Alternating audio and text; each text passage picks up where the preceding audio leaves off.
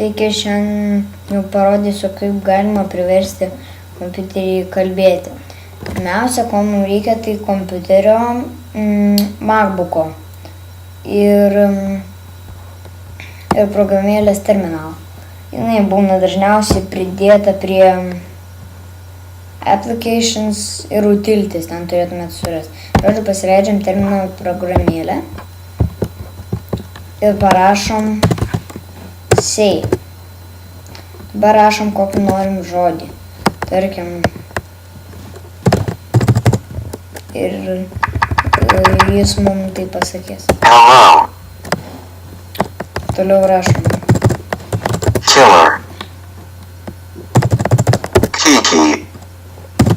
Labas. Mama. Nu va, ir rašot kaip norit. Čia tikrai veikia, negalvokit, kad čia kas nors man už nugaros stovi. Čia tikrai viskas veikia ir jeigu dar norit kokių klausimų, prašom per